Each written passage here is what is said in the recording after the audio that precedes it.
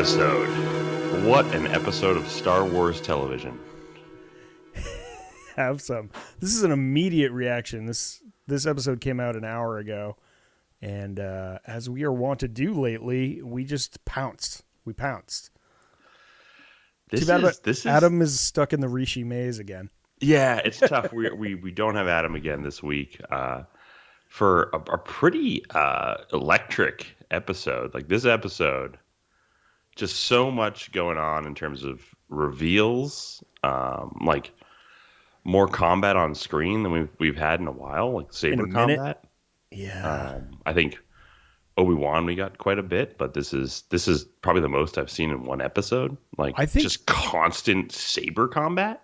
Yeah, constant for a whole episode, and like inventive new tricks and blocking and new sort of strategies used with lightsabers, and just so much sort of explored in one episode that it's like a lot to hold in, and it's gonna be tough. We're gonna talk about it all, but it's tough. Yeah. Adam's not here for it.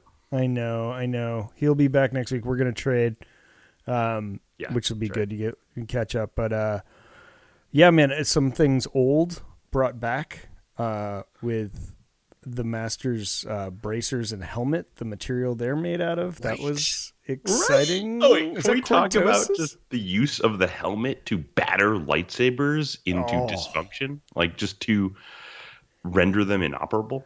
So forgive me if I'm getting the name of it wrong, but that was cortosis. He had a bracer and a helmet that was made of that metal from Thrawn. Right. Which was Legends, right? Is it cortosis? Well, you're positive it's cortosis and not Beskar or something? Yes, because it deactivated the lightsabers when they hit it. And enough so that Yord he figured it out and used it against. Correct. Yes, that did happen. Homeboy towards the end. Yeah, it did disable the lightsabers. Yeah, it is. So cortosis does have that factor. That's right. Yeah. So I think that's a little something old, some things new. It's tough to even start with this bad boy, man. I mean, pouring one out for our dead. Let's Jedi start friends, that way. Maybe there. Yeah. Oh, all right. Jekki, Yord, a random Keldor, all the red shirts. Just sipping. I'm just sipping right now. Yeah, I mean, not to not give them their due, but everyone except for Soul. Dude, Jekki? Maybe we should get there when we get there, but like just certain deaths in the show were just like haunting and sort of like just live with you, like a sort of gritty crime thriller or something. Like it just like it gets dark at times. Everyone loved Kel Naka, and we didn't even get to see him. It was just he's already dead. Like he was just like already a lovable character because he's a Wookiee dead. But you understand why in this episode. Yeah. Yes. You're like this character moves so swiftly.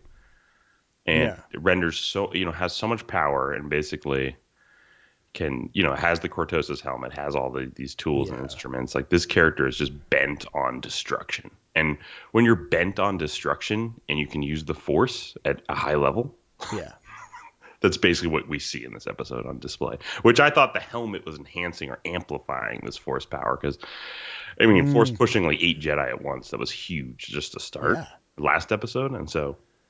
No, this is just a singular individual and someone who was trained in what seems to be the Jedi arts, and then fell from the Jedi and wanted to become a Sith, or even dubs himself a Sith. That's how Soul is doomed. So he says it, and now like it can't really get back to Ki-Adi-Mundi. Yeah, it just can't get back to Ki-Adi-Mundi. Listen, there's a lot of ways to go from here. It just doesn't need to get back to Ki-Adi-Mundi.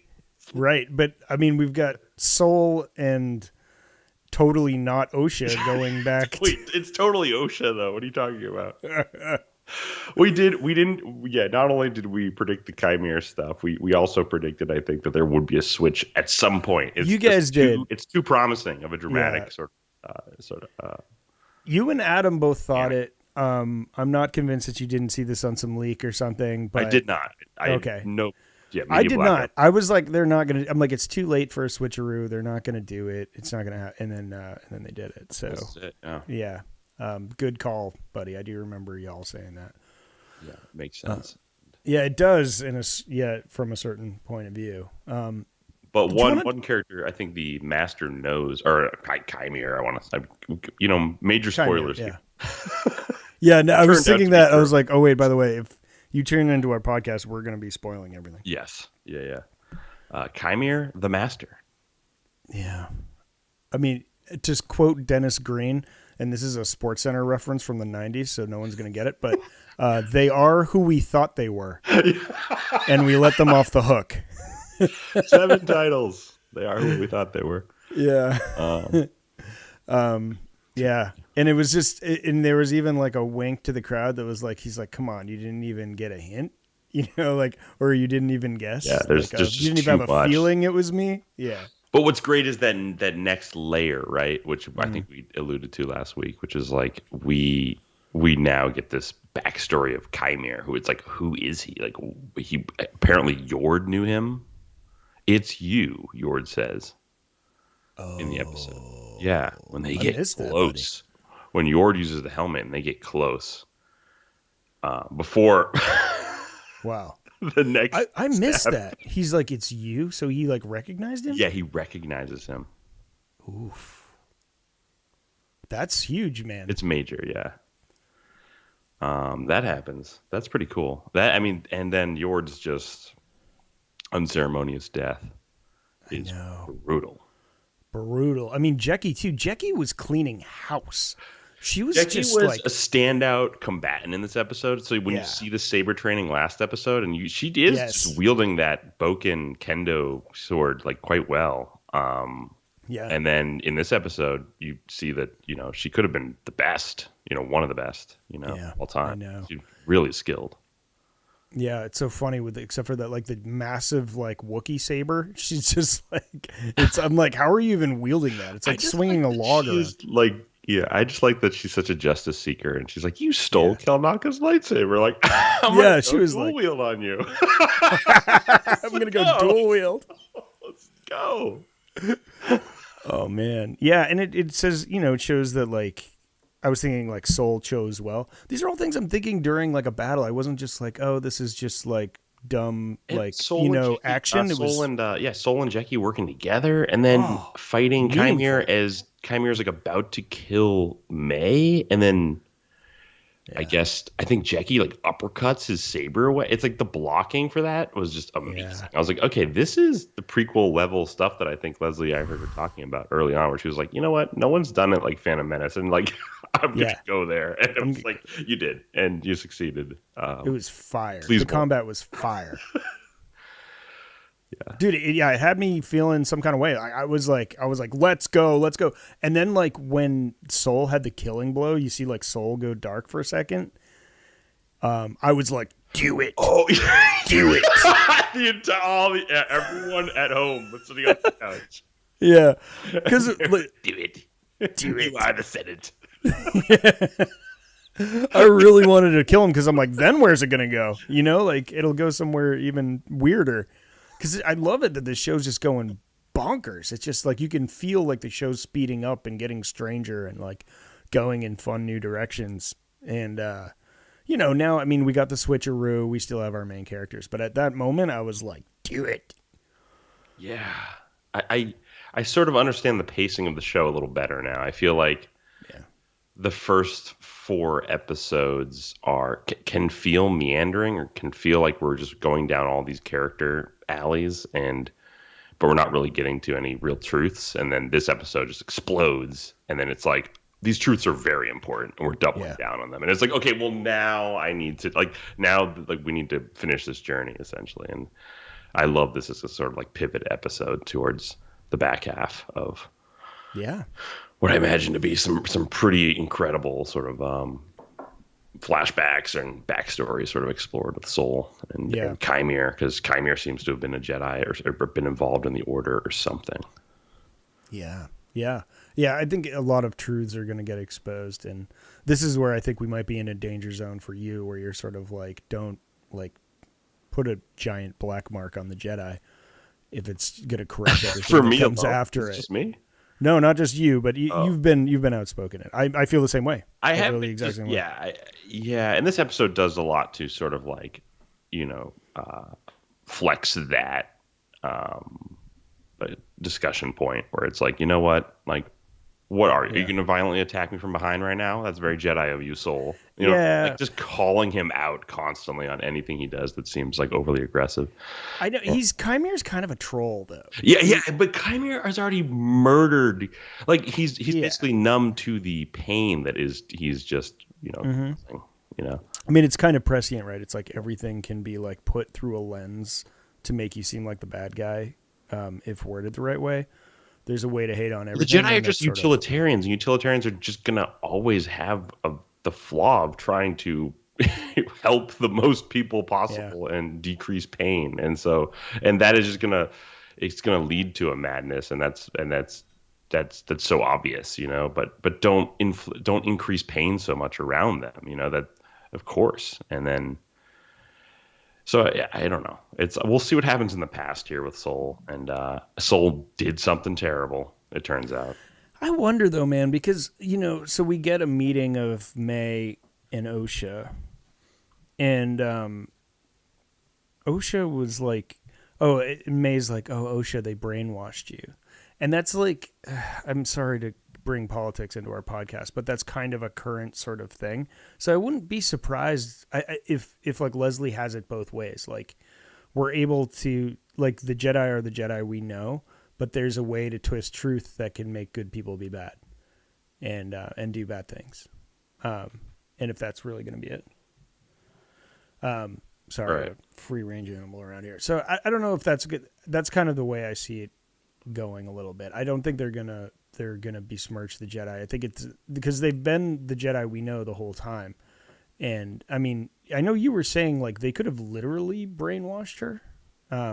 And I don't know, maybe that'll be the case. Well, think about this. Chimera at one point when they're in a saber lock is like, or I guess Soul initiates this conversation where he's like, what kind of master never shows his face to a pupil? Yeah. And Chimera goes, I don't know, you tell me, or something. He's hiding something. Yeah. And or like, insinuating that Soul somehow has been hiding himself. Yeah. No, you're right. That's a big line, and it does mean like, yeah, he definitely has something to hide. And I think next episode he's gonna spill the beans. Yeah, and then like there's but he's gonna spill the side beans. Corners where he's like, we're gonna get to the ship, and I'm gonna tell you everything. I promise. We're gonna get to the ship. Gonna tell you the whole thing. The thing is, May knows the whole thing, and so. But what's great about this scene is it actually has the potential to be like the ultimate tearjerker of like, and basically a heel turn for a bad person to turn good, which is like he might, with all his sort of remorse and emotion, convey what he thinks happened that night, and it might change May's outlook on what happened that night. Yeah, or it's going to trigger her, and she's going to be like, right. Well, yeah. But that's the 90%. Like that's probably what's going to happen. But it's like, I just the 10% odds of it maybe being like something that affects, like an inverse of what we've seen in Star Wars. With people falling to the dark side, like someone actually climbing to the light. Yeah. I mean, that would be fun. I look forward to seeing that. So we did get the switcheroo in this episode.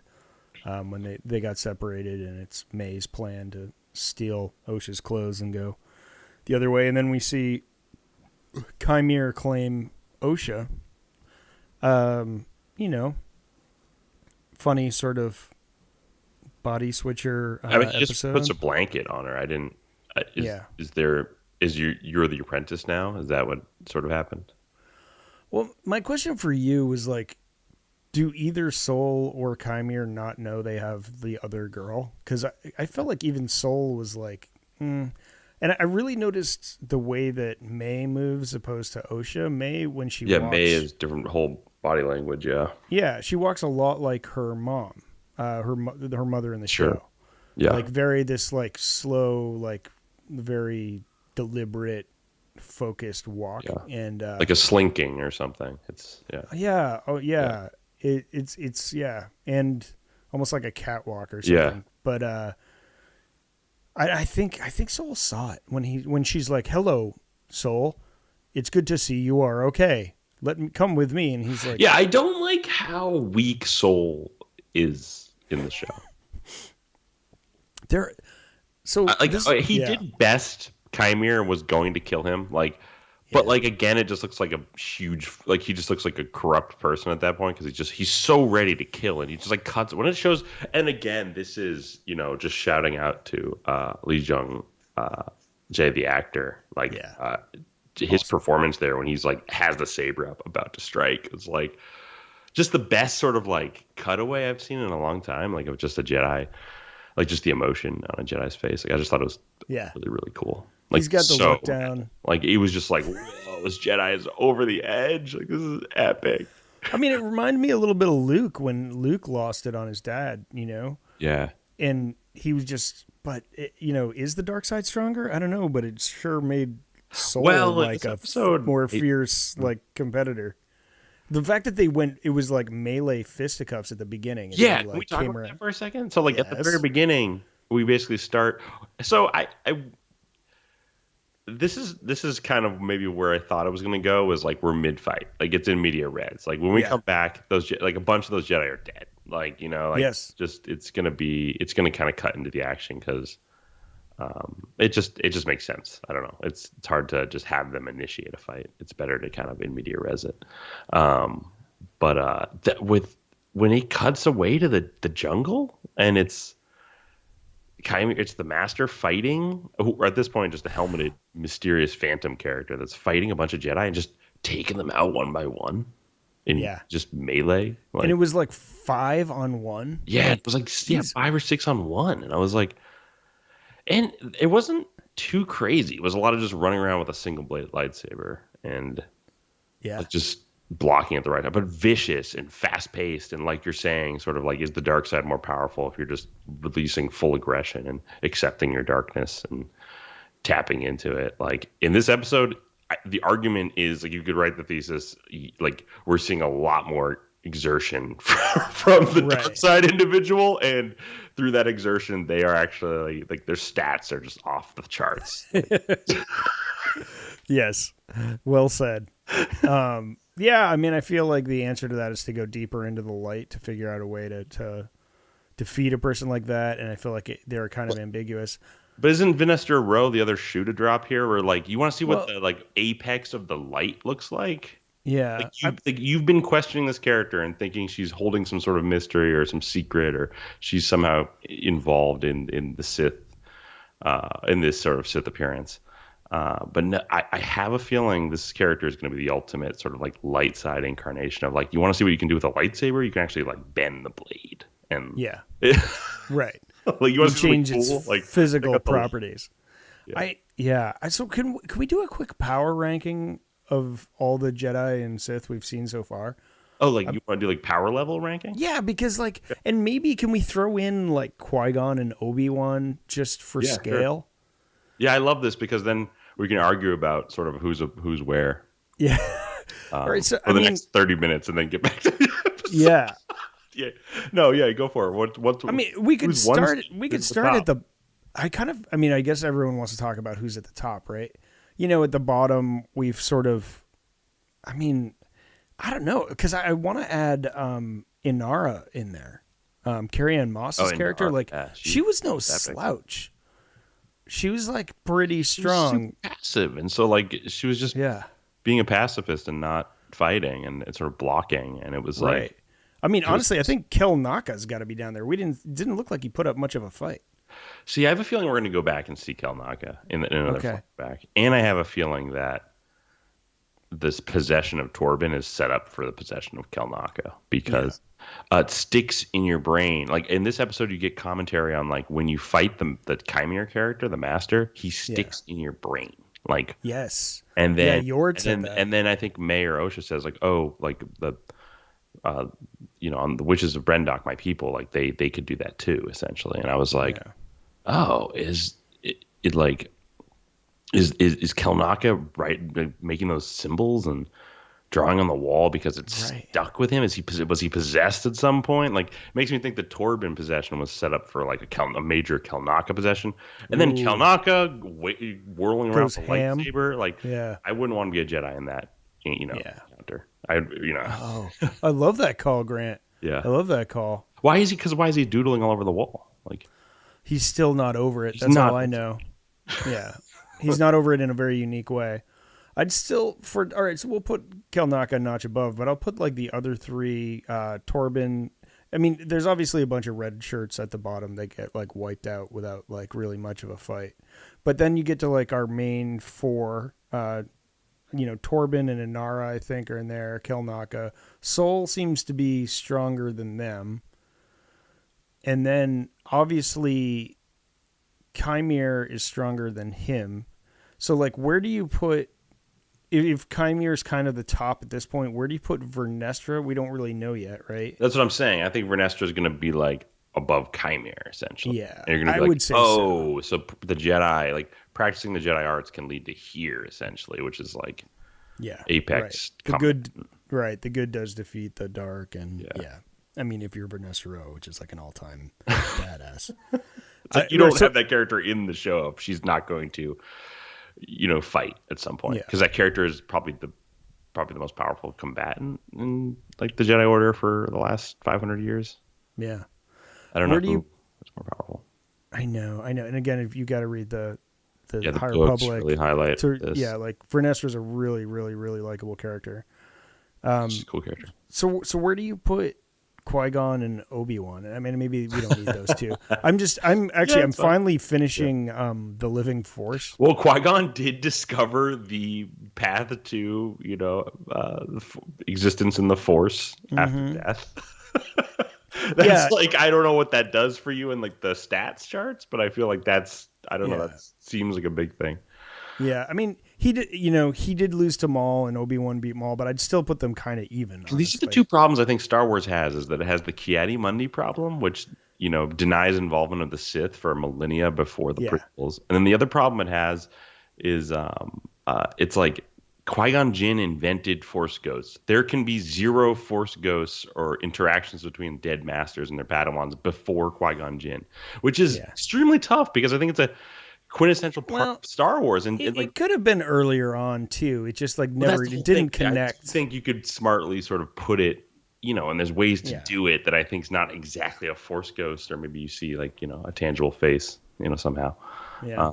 But yeah, there's definitely ways to incorporate it, but these are the two problems that I see as just like these are tough to avoid, and like I love that they put Ki-Adi-Mundi in this. Because it's wait, you were saying it wasn't Ki-Adi-Mundi last week, and you were like, I was asking generalizing this Syrian right now, and I was just like, are we like it's the facial, is it the hair of Ki-Adi-Mundi? Yeah, no, apparently that's him. I don't know, either that or the whole internet's on fire for no reason. I think I posed the question and I made a joke, and we never actually went down that tunnel fully last week as far as like if that was Ki-Adi-Mundi or not. But 100%, yeah, 100%. Yeah, he definitely is, and I love it because she's facing the Ki-Adi-Mundi conundrum. Wait, I didn't like that Vernestra Rowe last episode was like, let's not tell the High Council. Like, having watched that a few times now, I'm like, wait, so they're like, no, let the small council deal with this, and it's bad PR. Like, she outright is just for like, it's a possible Sith. Like everyone else. I was like, what? Like everyone. Yeah, and he's just going along with this. He is High Council eventually. He's Jedi. I know, but not now, I guess. Yeah, but but like there was even she's like it could be a sect or worse. Like people were already thinking Sith during the small council, and then they didn't go to the High Council. Everything but saying it. Yeah, that's for sure. I think. Yeah, I don't know. It's weird in this episode when Soul's like, "Why risk discovery?" And I was just like, "Why risk this?" I was like. So they're overtly thinking about the Sith in hiding, this sets up a whole new precedent. This sets up a precedent that the Jedi are basically lying in wait for the Sith, that they're a martial samurai-like order of monks because they have one purpose and one purpose only, is to quell the Sith if they ever are to rise again. That's not their only purpose. They're peace and justice in the galaxy. Isn't their push into politics and bureaucracy and peacekeeping, police work, actually, essentially, like, isn't they are whatever the galaxy needs? Because they're like, oh, we're just here as this ultimate fighting force against what could be just unleashed dark side all over the galaxy, which is kind of the galaxy I want to go to now as a Star Wars fan. I'm like, can I get the Sith in control of the galaxy and just see what that looks like? Because like, that sounds raw. That sounds metal, dude. Yeah. It sounds like a bunch of chimeras running around the galaxy. Like, are you kidding me? I wonder if their force power would be more diluted like the Jedi too, if there's that many. I mean, obviously you got it in Knights of the Old Republic, but that's pretty old world to run around in at this point. Isn't it very feudal? Isn't everyone like a warlord at that point? And it's like going to different, I don't know, like planets and monarchs and fiefdoms. It's like it sends everyone back to the Stone Age. Yeah, into it. No, that'll be a blast. All right. So, anyways, power ranking: Obi-Wan and Qui-Gon. They are below Vanessa Rowe. Yes. Obi-Wan, when enraged, is much like Soul can exceed Chimere, because Obi-Wan has shown that he can defeat a Sith Lord when in full rage. Yeah. I don't know. I don't think Obi-Wan beats him. I want to say he would. Oh yeah, but it is post rage, so he loses in that fight, but then he. Yeah, you know who I want to put Chimere even with? Dooku. I think he might be like Dooku tier. Yeah. It's pretty amazing that he's able to like fly and like. Yeah, he can straight fly. I mean, he's almost like hovering through the jungle most of this episode. Yeah, it's haunting. You mentioned it first, or you and Adam, but he has like Palpatine vibes. Like, oh yeah, even the way he moves and the way that he manipulates, and it's just like he's the things he says. And the way he says them as he's like feeding May's head on the way to Kelnaka, it's delicious. It's Palpatine. Deliciously bad. Yeah. It's like he's just this delicious evil character that is sort of like, he's like, Soul's like, you're twisted by the dark side, and he's like, I've accepted my dark side. And I was just like, oh, this is awesome. This is actually a character that I could just see have legs, and give me 3 or 4 seasons of Chimere and Osha, like, I know. I do like change though. I hate when they milk a villain for like seasons and seasons and seasons. Like, same thing with the Mandalorian. It took him 3 seasons to we got Gideon. 3 seasons in a row, and we might get more Gideon. Yeah, it does feel a little unearned and repetitive. It's like, oh, we're just fighting the same character again. Yeah. I wouldn't be surprised if Chimere's story sort of wraps. I really thought he was done for in this episode when the moths sort of take him away. Which the moths, I don't know. I almost like I could have taken it or leave it. I don't know if I needed like an Amblin level, like running with a flashlight to get the moths. Like I don't know if I needed that. I thought it was fun. It was fun. It was fun. It was just like an excuse to bring more beasts. It was getting juicy though. Chimere and Soul were really like getting somewhere. I was like, I need this conversation. I think it was showing that Osha's on her way back to becoming a Jedi or an acolyte. I don't know which, but she's coming back in like contact with the Force, and she doesn't have the same Force powers that everyone else does, but she has some Force sensitivity that she can use to her advantage. I think it was just like trying to show that she's not useless here. Excuse me. Right, and then with May saying that they brainwashed her. Can I just make another speculation / theory right now? Let's go. Yeah. Okay. We'll eventually get back to my Key Wendy comment. In the episode 3, when we go back in the flashback and the fire, could that have been manipulated? Like the idea of the fire and who started it, and Osha could have started the fire and sort of, maybe imagined she was May and May, like some sort of twistaroo where it's like she actually started the fire, and then Soul was like, no, I can't have you have this trauma of like you started the fire. It's like you didn't do that, and then you project all your history onto the other twin, and then it's like, I don't know, like could that right in this that situation? Yeah, I that's a great guess actually, and it's because also like doesn't, and if like you have to feel like the Chimere character, you have to feel like he won something at the end of this, because you're like, he basically like he didn't take out all the Jedi. They're getting away. They have his identity. Soul's gonna share it unless May and something happens to May and Soul.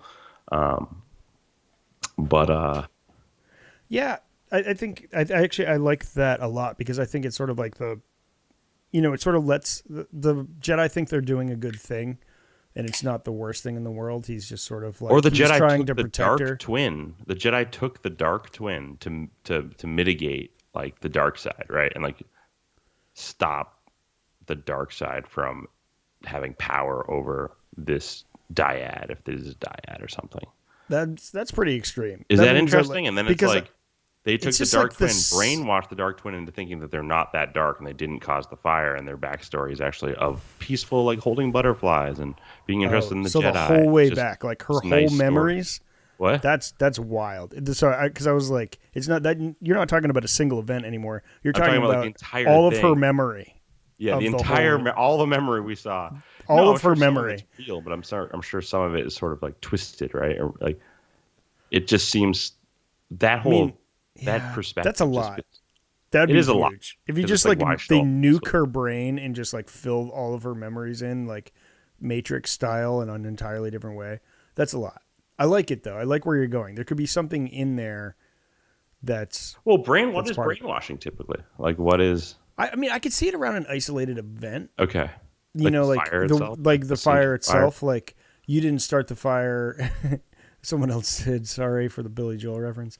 But so like what you said, that one event, I could see that. It was like, but I can't see her being the bad. But Chimera wins if he was actually seeking this side of the dyad, if it is a dyad of some sort. And did he know she existed before he met her in the like apothecary? I don't think so. Maybe not. I don't know. I don't know, because that's. But if he's a Palpatine-esque character, wouldn't he have his tentacles and everything? If he's a Palpatine-esque character, after the fact, he'd say he had his tentacles and everything, but he had no idea. Yeah, we got to talk about the Vader comic at some point because it's. I can't wait. I'm way behind on that. I can't wait to catch up. Yeah. So then if he gets Osha as like a as an apprentice or acolyte, and then he explicitly says, "I want an acolyte." Yeah, I love that. Which was cool. Like the delivery was cool. Yeah, it's like finally we know why we're here. It's just interesting that he. It's interesting that he wants this, and then he says, "I guess you could call me a Sith or something," and I'm just like. Okay, like is he a Sith? Is this the Darth Bane rule of 2 that he wants? Like, is he living to those Sith ideals or something? Or is this just like he wants an acolyte and it's just his own sort of? This is playing into my theory that he's a wannabe and he's gonna get. I think the bigger fish theory is, it's just rising in appeal as we go along in the show because it's almost like. I love the character you gave us. Like this character, love him. Take over in canon as like the main Sith character. I'm fine with it. He's cool enough for it. But the bigger fish idea of like there are actual Sith who go by Sith and aren't like I guess you could call me the Sith. We're like we are the Sith, eternal or whatever. It's like to me that's like. That's so juicy. Yeah, that's just so juicy. I want it for the story, not because I don't love the character. I adore. I think he is a like chef's kiss addition to the Sith pantheon. 100%. Like amazing, looks amazing. All the body work's amazing. I love what they did to his skin, where it's like almost chalky and gray, he's shredded, and just like wielding dual lightsabers at points, and just he has like a weird like lightsaber shiv that he can pull out the bottom. Oh my god! So poor Jecki. The Jecki death. So this guy, so he thought of everything basically, which is, like back in the day in feudal Japan, like samurai would carry like a smaller blade inside their kimono, and that they could pull. It was kind of just a smaller blade, right? Like there's different, different sizes of katana type blades, but and then he has that essentially. Yeah, that he can unscrew from the bottom of his lightsaber. and then it's like there's two, and it was so cool how we saw it from the back of Jecki. You just see the second blade be removed, and then like 3 holes in her chest, and that was that was the most haunting shot of the entire episode, which is just like, and what's crazy is like the idea of like the quick ignition sort of attacks was like, we haven't seen that obviously since TLJ and Kylo just, igniting into Praetorian guards, but it's like he does that like on the reg. It's not just like once in a while I might just like inject my lightsaber through someone's head or something. It's like no, I do this like constantly. And he even had he held the lightsaber to a person's head. We've never seen that before. It was scary. I was like, this is terrifying. Was it Yord? Or no, it was Osha, right? Yeah. Osha. Yeah. God, I thought your death, and like you want to see a kill a Jedi unarmed. I was like, we see it, and it's horrific. He was one of the last standing. He did okay, but like, and I thought that was smart in the character development that was happening there too. When he's like, "It's you, I know you," and then Yord perishes, and it's like, okay, we're pushing the mystery forward, even though the character's down. And we lost Yord. It's like at least the mystery is pushed forward. We're understanding more about what's to unfold here. And Chimere, I think, was a Jedi. Like, I think he's a Jedi who became disillusioned somehow. Yeah, marginalized, alienated through some actions. So he saw something happen and hit him in some way. It's a bummer, man. Yeah, but he's so good at fighting. Like. Yeah, it makes me think Chimere was like Vernestra's Padawan or something. Like, because if you have Vernestra Rowe in the show, she's really powerful. I'm like, yeah, he could definitely be a lost Jedi, man. I mean, if it's Vernestra's Padawan, that would be poetic. It's almost a little too rhymey. I thought if he was Soul's old Padawan or something, like before Jecki or like before Osha even. And then he memorializes his time with Osha, whereas like he doesn't think about his other Padawans in the same way. I feel like, maybe he does. Yeah, I don't know. I mean, the fact that if Yord's seen him, then he must have been in the temple. I was like, maybe he was. Oh no, it's the apothecary. Never mind. He met the apothecary, right? Oh, that was it. Wow, that's why. Okay, people are yelling at us in their cars. They're like, "What are you doing?" Don't worry. It's only like 50 minutes of. Okay, I thought it was. Oh yeah, maybe he's not a Jedi then. I don't know. Maybe he's Plagueis trained or something. Right. No, he met him in the apothecary. That's true. Whoopsie-daisy. You got me going. I was like, wait a second, but now I remember seeing that. Hey, this is what happens when it's this fresh. It's pretty fresh. Tough. It's a reaction pod. Yeah, I forgot the whole apothecary scene. It's tough to absorb it, and then actually it'll be Adam tomorrow, like on his plane, being like, "You know it's." You know why he knows his face. Yeah. All right. So I wanted to go back to Ki-Adi-Mundi for a second. I think it's awesome that he's, so they weren't allowed Yoda, so they pick Ki-Adi-Mundi. I think it's awesome that it's him because they're addressing the Ki-Adi-Mundi conundrum head on. Yeah. Just like, agreed. It just makes sense because we know what fans are thinking. It's Ki-Adi-Mundi's words that's just echoing in their brain. Why don't we just put him in the show?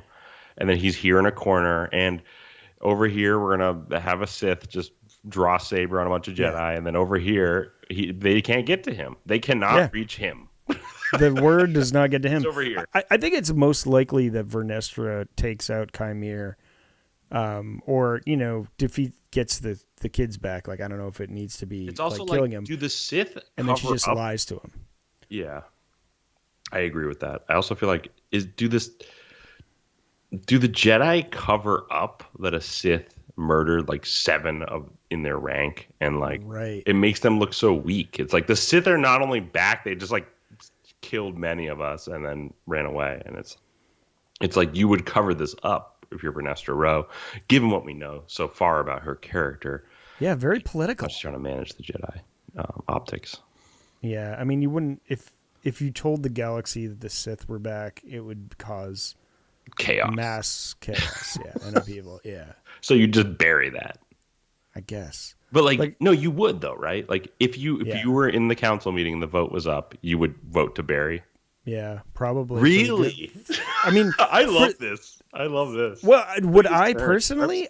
I don't know. I'd like to think I would be like, no, like we should tell the truth about what's going on here. Like we shouldn't be lying or hiding the truth. Massive L for us, but this happened.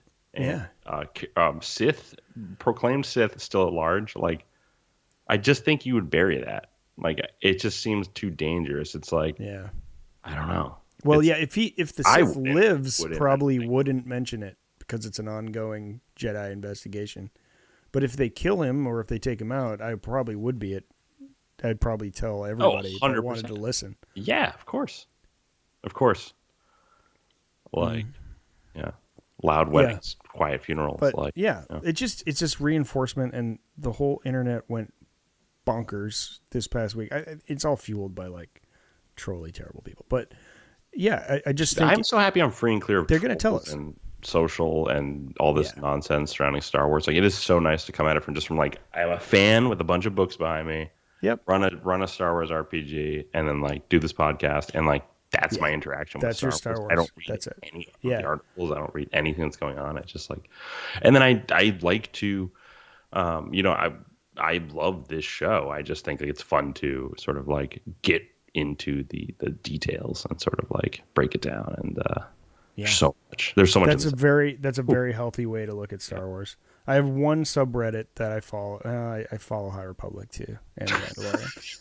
But that's it. Maybe Rebels. 4 Reddits pages. But Cantina. It was only because it kind of leaked into Star Wars. Cantina, oddly, is the name of the subreddit, and it's a great subreddit, Star Wars subreddit. It's like it's great when only positive. Great fans. They're just talking Star Wars stuff. Yeah, just like in Galaxy, no trolls at all. They like the moderators are great and clear them out. But it like kind of leaked some like theories in there. It's just like, but they're gonna explain. See, you're reading more theories than I am at this point. I feel like I used to be. I used to be a poster. I used to. Yeah. Now I'm just like terrified. I posted that sub. I'm like, I'm not going to post anything because I want some of the things to happen so badly that I hope I'm not blowing up a spot or something. Yeah. There's something about making it public to you that puts more gravity on it. But yeah, it's a dumb thing. I want to delete my Reddit app so bad. But I don't know. I get a lot of information there. It's not useless. What are some of the theories that you saw? Nothing great. Yeah, they're like typically awful. Like they're awful to bad. Yeah. It's like, okay. One was just sort of ludicrous, and it's just like, bro, you don't have to like defend. It was something about Ki-Adi-Mundi, the one that leaked through. I don't know. It was some theory about why. The show can actually have as much Sith action as it wants. It's just as long as someone like mind tricks Ki-Adi-Mundi about in the minute before the. I mean, that's what they did. There's a precedent for because we already have brainwashing as a topic, and I'm like, get him. Well, they did it to C-3PO, right? Like, and have C-3PO's memory wiped. Like, they just were like, oh, and that's how we're dealing with that. Like a throwaway line by Bail Antilles. Or Ki-Adi-Mundi gets force pushed into a tree and gets knocked out for like an entire episode. He gets 2 concussions at the same time.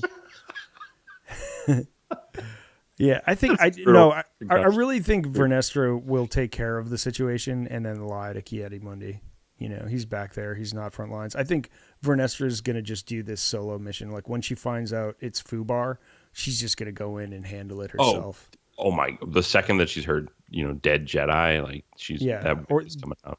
As soon as they miss their first curfew, she's on a shuttle. She's in like a Jedi. She revealed herself to me to be like one of the most good-hearted people despite keeping information from the High Council and using OSHA as bait. But like, she just struck me as this ultimate good character, like Gandalf energy in the last episode, and it came out of nowhere because in the first couple episodes, I think you're a little bit more suspicious of her. Like, there's a little bit more of a shady thing going on with that character. Yeah. Is there a secretive? No, and she's thinking on like the cosmic force level where she's like, I detect a shift in day, and so she's thinking like big picture. I think she's thinking Sith or something worse. So well, why do Sith want apprentices or acolytes to follow them? Vader wanted Luke to overthrow Palpatine. This is still more. This is more supporting evidence that I think we might get a sort of EU ultimate reference kickoff to the end of the show, which is a sort of like Darth Plagueis-esque sort of like reveal of some kind, which is like Chimera wants an acolyte, but like Vader wanted an apprentice as well, and it's to overthrow the Emperor. And it's, could Chimera be looking for an acolyte to overthrow a insert, Sith Lord here? Yeah. Oh, that's interesting. So that they can actually become the Sith if the two of them can destroy the Sith. There can be only two. The real Sith, you know what I mean? Like he needs another to actually defeat the real Sith. Is that what you're saying? I mean, that's. I'm not saying that it's like that they're doing this to. I guess I'm saying that he's doing this to defeat a Sith, but right, to go up the power rankings in the dark side. But yeah, I guess, but maybe it's also like, maybe it's also that he's not deemed a Sith yet, like as well, right? Like maybe because like he says, I guess you could call me a Sith, and I'm like, so is he just the apprentice to someone who's an actual Sith, and like he got this sort of training, but he I guess you could call me a Sith. Why isn't he a proud Darth or something at this point? Yeah, he's like, I don't have a name. Yeah, he does not have a. Yeah. And then killing unarmed, I'm still wrapped up in this mystery of like the test of like, I want you to kill a Jedi unarmed. Like, that's his whole thing. I know, and he does kill Yord with just like, he just snaps his neck, and I'm just but it's like he's his whole identity as a Sith is trolling. Well, yeah, trolling the Jedi for being hypocrites. Like that's his whole identity. Yeah, you're right. He is Darth Hippocrates. Hippocrates. I don't know how you do it, but yeah, he is. He really does call them out constantly. Darth Hippocrates. Yeah, there's a lot of possibilities there. That's our label for him. That's actually just highly accurate, because every little saber lock with Soul, he's just like constantly, exposing a flaw or exposing a yeah, he's just trolling Soul for their whole thing. I mean, how did you feel? I know you love a good conversation mid saber combat. This was dreamlike for me. I felt like I was floating. This was perfect Star Wars to me, which is just like character development mid fight, and it's deep seated wizard magic stuff. Because these are wizards. Like, let's just be real. Like, yeah. Fight. Like sorcery, essentially. This is sorcery. In sorcery genre stuff, I want to have the sorcerers exchange dialogue, the ultimate sages, essentially. Yeah. This is just my point, I think, with Star Wars. Even Obi-Wan and Darth Vader, like, I like the whole, like, you're only a, master of evil, Darth. Like, Yes. I just like a convo. You know what I mean? I like the ignition. Formality, like a wizard convo, possibly exchange, convo, exchange. You know what I mean? Like, there's a rhythm to like what is wonderful and what Star Wars is capable of doing as a sort of space opera. That is, even the Darksaber fight on the wheel in The Mandalorian, that felt very operatic, right? It felt like Bryce Dallas Howard just nailed that feel of like, let's fight, let's talk, let's batter each other, let's move through a space. It's like. But this episode was really cranked up to like 11, like just in terms of like how many fake jungle plants we see and where we're running around to. It's like there's so much going on, so many sets. Yeah, I know. All that stuff in the jungle was awesome. I really liked how much combat was just hand to hand. And I've said that in previous episodes, but that's a standout of this series. Is we like never get that in live action, and there's so much of it here, and it's so cool. It was just vicious when when the helmet would bash into the sabers and the sabers would render useless, then they would just like keep fighting and stuff. And like those two Jedi, like those noobs in the beginning, were like off to the corner, like shaking their lightsabers and like, why aren't they working? I'm like, just keep going hand to hand, like bring this guy down, do something. Like, I don't know, but I was like, you gotta take this guy down. I know. I rewatched Day before I watched Night. I think I did too. And and that was the first time I noticed the Keldor in the corner during the small council. and then Wait, it is Keldor in a corner, by the way. Yeah. Don't put Keldor in a corner. In the corner, like some Rick Baker canteen. Yeah. If you don't know what a Keldor is, it is what Plo Koon, Plo Koon species. And so I was like, not Plo Koon. It's not. No, Plo Koon. It's clearly not. And it was made clear he died. Yeah. Yeah. I was like, oh, do we get young Ki-Adi-Mundi and a young Plo Koon? But like, no, we just got a red shirt Keldor. Yeah. So did the Jedi who Master Vernestra like told to go handle, the situation on Kofar and May, did that Jedi die? That woman? Oh, Radlin? Yeah. She's a master, right? I had master vibes from her. I think she got totally marginalized. I don't think she was Wait, on so there's the like mission. no justice for she was set up as almost like leading the mission, and then it was weird. Maybe that's why Soul chases Vernestra out of the world. Like, I should lead the mission or whatever. I don't know. Yeah, because I think the point was to get there first. Mm-hmm. Okay. She might be coming. She might be the one that comes and figures out what's happened, or like makes contact with Soul in the next episode. Because I think she's just late to the party. It's an interesting Soul question. And May take off together? Like, does the ship take off? I don't think so. No, I don't think so. I think they're like steps from the ship. So I think it's pretty clear they're going to take off. They're at they're in the town. They're taking off, right? Starfield. They're about to, I don't think we see them in the ship. They might board it. So. Okay, are we through the episode now? Or you think we got most of the episode in? Yeah, I think we did. Okay. So let's via no organization. Yeah, I think we can start moving into sort of like theorizing at this point. All right. I feel like so. What does May want at this point?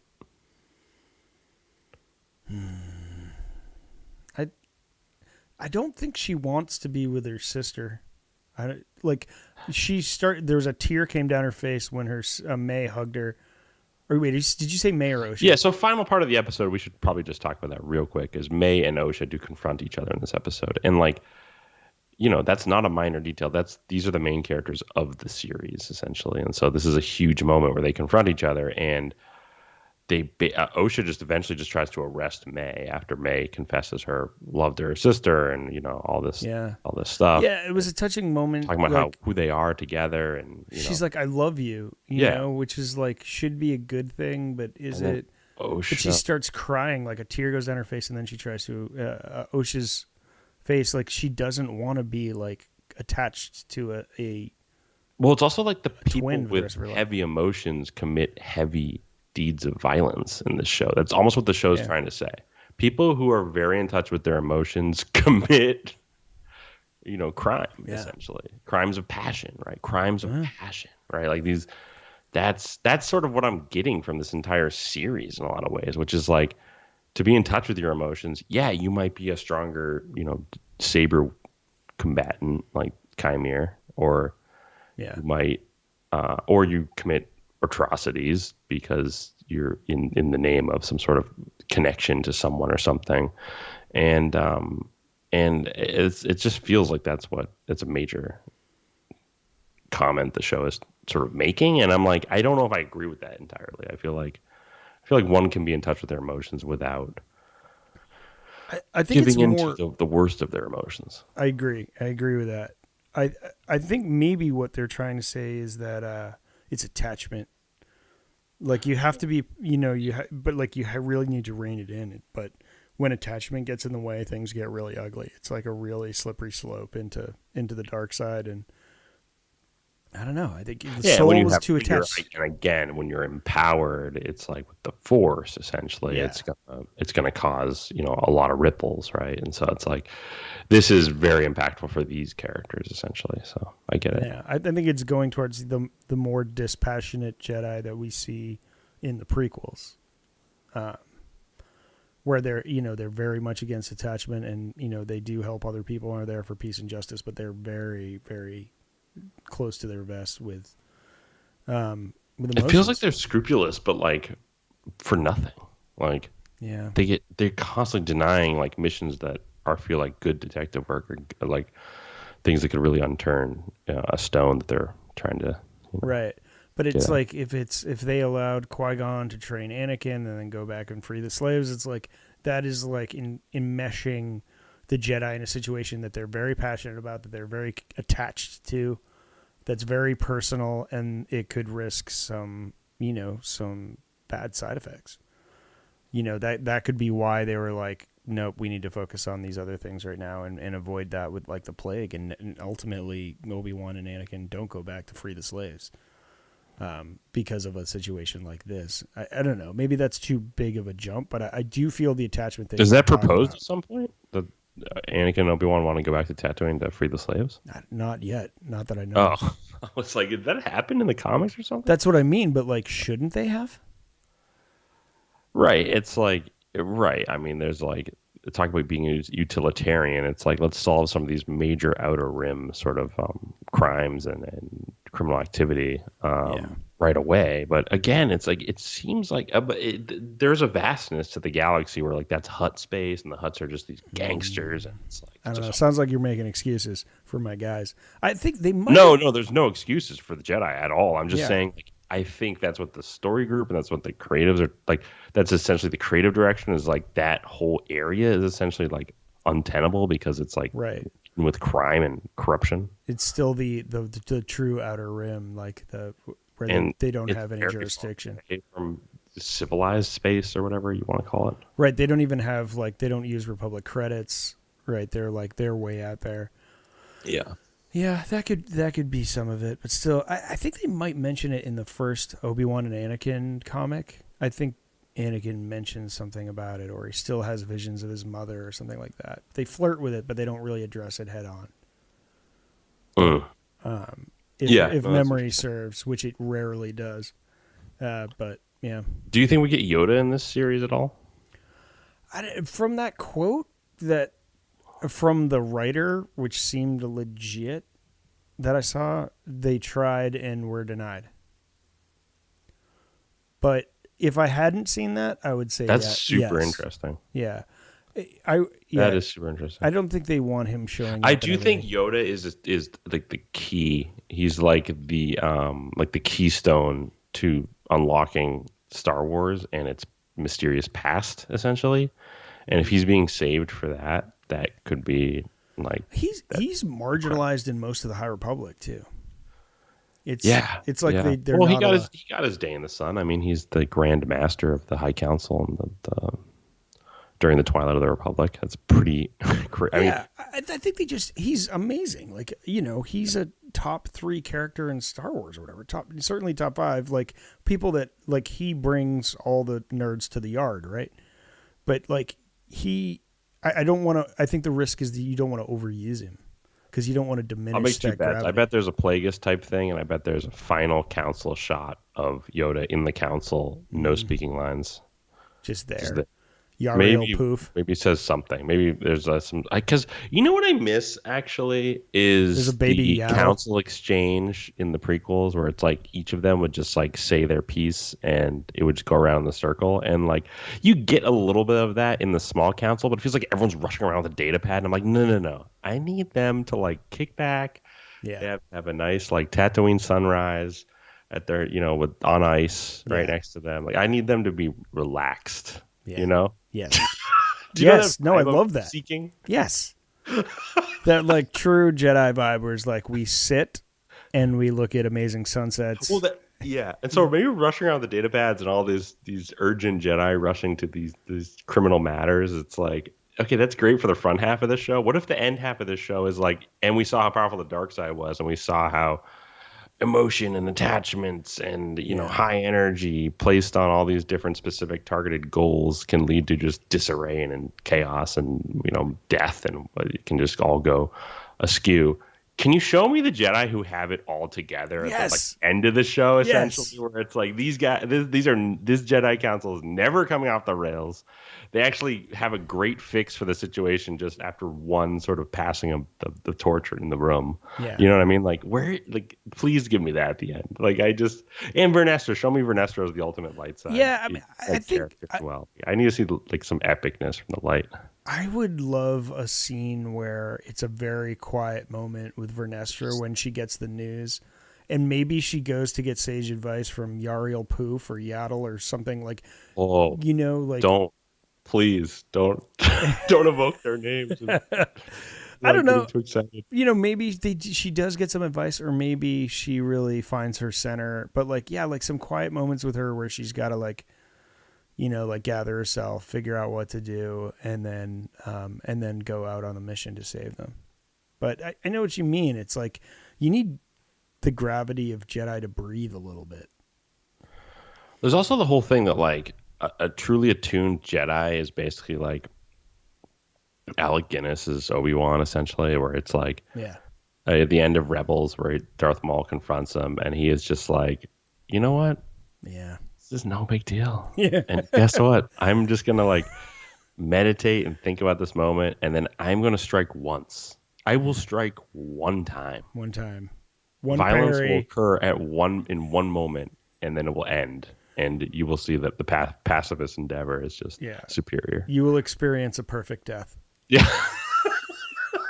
That's what I meant. He was like, thank you. Yeah, I know. He was like, thank you for that. Yeah. Brother. I was like, let's go. Oh, dude. Worth it. Bringing Maul back. Yeah, Maul is Sisyphus. It's like he literally put him out of his misery. Like, thank you. Thank you. That's the ideal, because that's what I was talking about, like where Dark Force users, they just go sink into the dark, and you get more power the deeper you go, right? And the darker you are. But there is a mirror version of that, and I think for me, just like you, the gold standard is Sir Alec Guinness Obi-Wan. Like that is just like perfect contemplation, understanding. Even when he has to sacrifice himself. The cartoons, or the animation. But yeah, it is that kind of version of the Jedi essentially, which is has this reverence for the Order, but saw what it was from like the outside essentially after its fall, and reassesses everything, learns new Force abilities, and sort of like truly finds a purpose. Yeah. Truly finds a real purpose that he can believe in. He does experience apotheosis, right? Because Qui-Gon experienced apotheosis, and he was trained from the other side of existence. So and in Anakin's killing of Obi-Wan.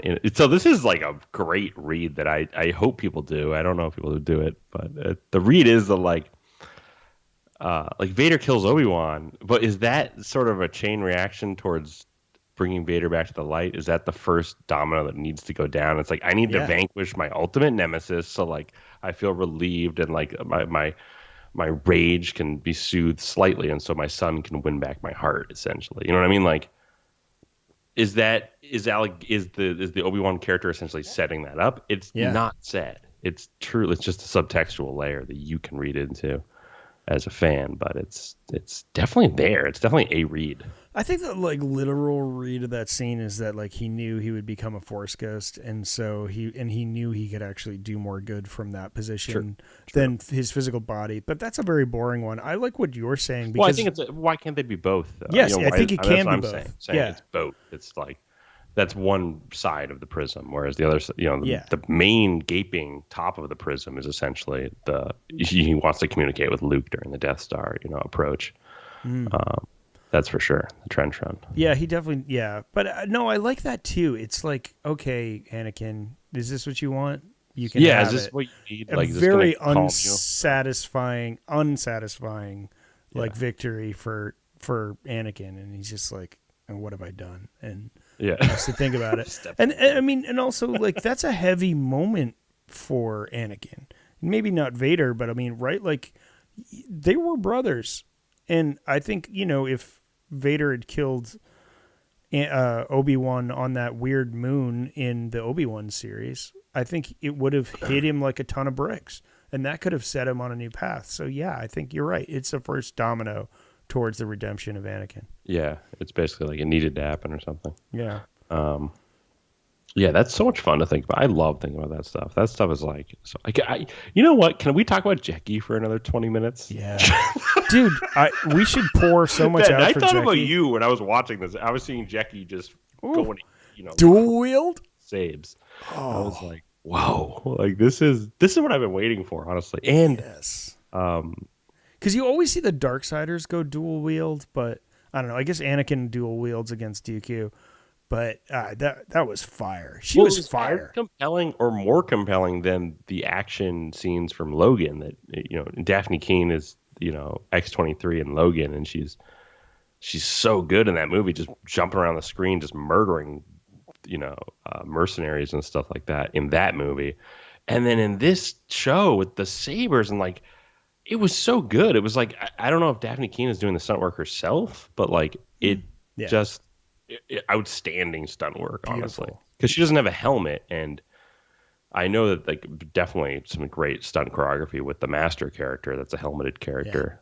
Yeah. Sure, Manny Jacinto is perfectly capable of doing a lot of the stunts, but I'm just like, the level and the intensity of that was crazy. It looked, I don't know, because both Logan and this are incredibly physical. So I'm just like, shout out to Daphne Keane if she's doing any of that stuff. Yeah, I'm sure she's doing some.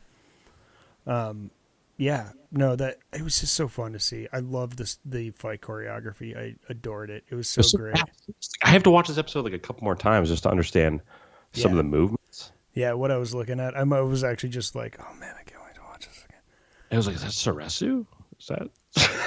Well, I think he might be using Vapid. I thought I was talking about the different forms. I was like, is that Makashi over there? What's happening? Well, if he's in your head when he's fighting you, that's Vapid. Like that's the Vapad or whatever. Vapad, yeah. Is that? So you're saying the master was using Vapad? Well, it's it's like Dun Mok. That's what it's called. Vapid is for Vapad, Vaapad, right?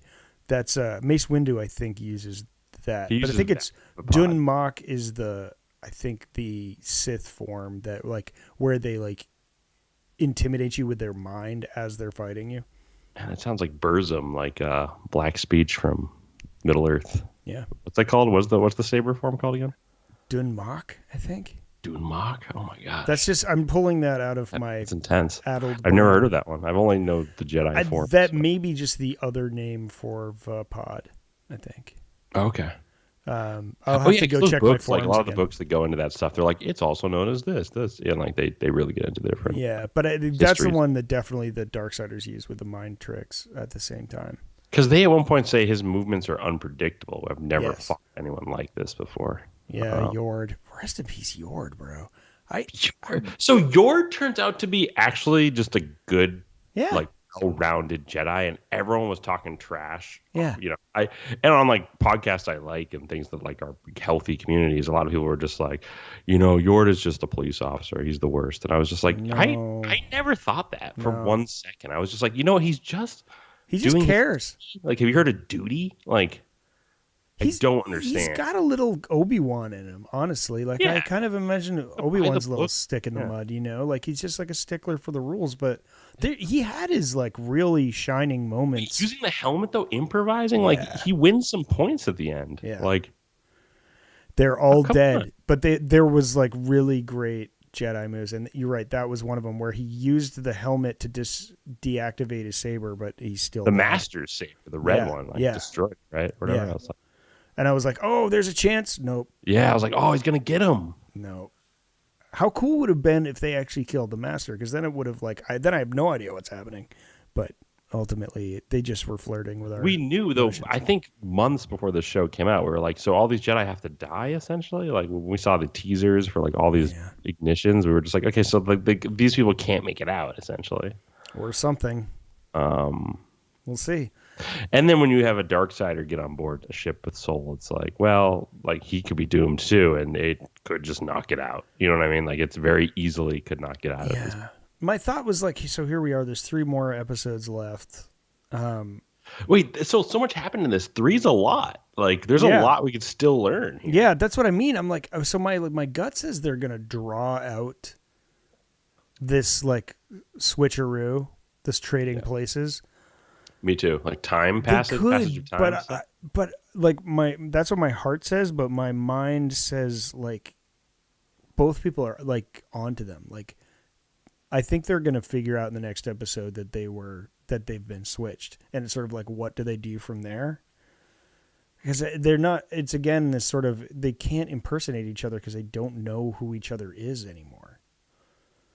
You know what I mean? I think to me the show is setting up one thing crucial thing that I can't undermine any longer, which is that as much as Osha is being brought back into the fold by the Jedi, it seems like she is going to be this ultimate acolyte candidate that, like, the show is called The Acolyte. And we know Chimere is an acolyte of the Sith and what have you, but the character also says they want an acolyte. And him now getting Osha at the end of this episode, I was like, is this like about essentially like the Jedi thinking they're doing the right thing in the beginning, and then is the Force correcting itself? Like, oftentimes the serendipity of events in Star Wars can be analyzed as being the Force itself, sort of like interacting with the characters and the thread, you know? And so when there's a whole episode on the thread of fate, we shouldn't just pass that by, you know? And I very much think so. I think that's why he's so powerful. You know, it's like if there's very few Darksiders left, I think there's like a power like law of conservation of energy, and he's a dark side, you know, ringer. That might be why he's there, because there's so few left. But I don't know. We'll see. I mean, the whole nurturing of an acolyte, though, it's sort of like Osha is so weak on like the standard. But he also things. Killed Jackie, and Osha. Did Osha see Jackie die by his hand, or can he now start manipulating Osha? Oh, really good question. Because I think she knows. Tough to tell. Happened. It's tough to tell because they were all like, that was a whole thing. Like, the coolest thing about this Sith is that, like, he's fast. So fast. He's so fast. He's just like covering. He knows things that are going on around him, and he runs. I don't know. It's weird. Like, it's weird that none of the Jedi picked up on it. I think he said the helmet kept them from looking into his mind. Yeah, it was very Magneto. It was it's very Magneto. My mind, like, no. Yeah, let's do my thoughts or whatever. So I wonder if the helmet also protected him, like, from other people knowing that there was a dark side user using the Force. That needed to be the case, because I had that question immediately. I was just like, how are they not sensing a raw dark power like right behind them, or just looming large in the woods? Like, I just don't understand that. Yeah. And when he killed Kelnaka, which confirmed, I guess, he killed Kelnaka, that's a big unveiling of the dark side, like, kind of moment. But the helmet sort of is good reasoning for it explains away that whole thing. I don't really understand how they were able to, because they broke the helmet into two pieces, right? And they used a lightsaber to do it, but I don't know how it got past. Did Jackie just like use her pommel and just like smash his? Oh, like, she might have just That was the other thing, is like when lightsabers got like rendered inoperable, they then used them as melee weapons. That was so cool. Yeah, can we just talk about how like the lightsaber just losing power didn't stop the Jedi and the Sith character from just still wailing on people? And I was like, this is the sort of action I love in Star Wars. It's like, that so fresh. Would not stop. It's irregular. It's such a fierce, ferocious, messy fight that it's like, it's not like these classic sort of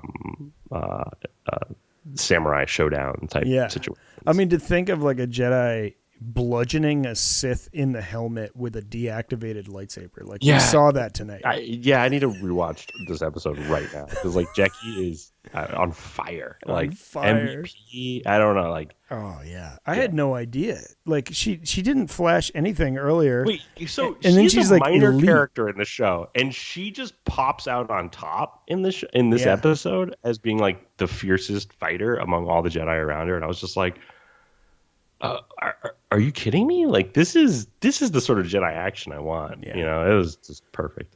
That's Dustin Pedroia in 2007, just like came out of nowhere. You thought they were all weak, and then you're like, who is this murderer? Yup. It's essentially my feelings exactly. And at least a hundredth of our fan base understood that reference. Yeah, the whole bench popped. Yeah. Okay. Dude, this was super fun, and I know we're going to talk probably for like another 2 hours about this episode, but this was a good run. I feel like we've done the thing. Thanks for listening to us do this. You know, we're going to watch it again. You all should watch it again. You'll get some context again next week. We'll get all of Adam's POV in, which we can't wait for. I can't wait to listen to your pod on my way home. And to do that, and it's just a blast, man. We're in Dark a Night really of the cool Soul, time. possibly. Yeah, I know. Oh, wait, so I did kind of want to talk about naming convention a little bit. So we had I forget what the first episode was called. Then it was those two hyphenated names, and then there was Destiny, and then there was Day, and then there was Night. And so I'm wondering, what's the opposite of Destiny? Fate? I don't know. I don't know what that could come into play. We just talked about that, right? Yeah, and then we'll get some more hybrid names. I do really think it's going to be a mirror version of the naming convention across the whole 8-episode series, just because Star Wars and George Lucas. The Acolyte and the Apprentice could be fun naming convention. Yeah. But Oh yeah. But or the Apprentice. But I am interested to see. I mean, there was a setup of this is final thought, and then we're wrapping. Okay, but yes. There was a setup that Osha wanted to rejoin the Jedi in the last episode. Yes, I was just going to say, you want me to rejoin the Jedi Order? Let's go! And I was like, this is awesome. Let's do it. And then Soul was like, not exactly. Yeah. I just need you for the mission. And then, if he reveals something tragic about the past, could she just be like, well, can I just be a Jedi? This is rough. And we'll call it even. Yeah. Can we just call it even? And can I be a Jedi? And then, May gets full, Jedi status at that point. It's pretty cool. That could be a cool direction, honestly. Wait, did you say May gets full Jedi status, or do you mean Osha? Well, May's on the ship with him, right? And so, that whole situation is essentially setting up May for becoming the Jedi. Becoming a Jedi. I love that. That would be really cool. Because it did feel like, to me, they were setting up a comeback for Osha. She really was after sort of dealing with her demons, she misses the Jedi. She really did want to be a Jedi. I don't know. We'll see. I got to rewatch this episode too. Anyways, great pod. Yeah, this was super fun to talk about. We've said it 3 times. It's like Beetlejuice arriving. We actually have to just go respectfully. Yeah. Watch this episode again. Yes. We did it. Thank you very much for listening to us, everyone. This was a total blast. This is such a good journey, and I'm very pleased y'all are here with us, doing it with us. So you're the best. We'll talk to you next week with Adam, the royal we, and we're looking forward to it. But grab your favorite beverage and saddle up with us on Cantina Chronicles.